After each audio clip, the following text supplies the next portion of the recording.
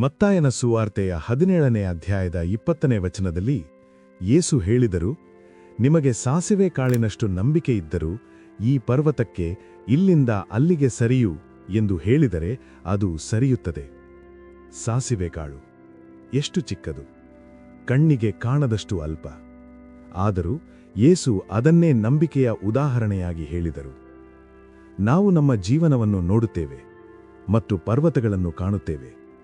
ಭಯದ ಪರ್ವತಗಳು, ಅನಾರೋಗ್ಯದ ಪರ್ವತಗಳು, ತಡವಾದ ಆಶೀರ್ವಾದಗಳ ಪರ್ವತಗಳು, ಏರಲಾಗದಷ್ಟು ಎತ್ತರವಾದ, ಹೊತ್ತೊಯ್ಯಲಾಗದಷ್ಟು ಭಾರವಾದ ಪರ್ವತಗಳು.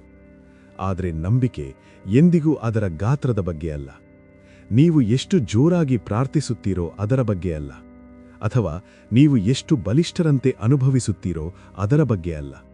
ನಂಬಿಕೆ ಎಂದರೆ ವಿಶ್ವಾಸ.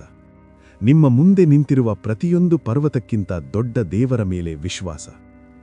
ನೀವು ಅಲ್ಪವಾದ ನಂಬಿಕೆಯನ್ನು ದೇವರ ಕೈಗಳಲ್ಲಿ ಇಟ್ಟಾಗ ನೀವು ಮಾಡಲಾಗದದ್ದನ್ನು ಆತನು ಪ್ರಾರಂಭಿಸುತ್ತಾನೆ. ಪರ್ವತ ತಕ್ಷಣವೇ ಸರಿಯದಿರಬಹುದು, ಆದರೆ ಅದು ಸದಾಕಾಲವೂ ನಿಲ್ಲುವುದಿಲ್ಲ. ಹೀಗಾಗಿ ನಿಮ್ಮ ನಂಬಿಕೆ ದೊಡ್ಡದಾಗುವವರೆಗೆ ಕಾಯಬೇಡಿ. ನಿಮ್ಮ ಬಳಿ ಇರುವುದರಿಂದಲೇ ಆರಂಭಿಸಿ. ಏಕೆಂದರೆ ಸಣ್ಣ ಕಾಳು ಶಕ್ತಿಶಾಲಿ ದೇವರ ಕೈಗಳಲ್ಲಿ ಪರ್ವತಗಳನ್ನು ಸರಿಸಬಲ್ಲದು.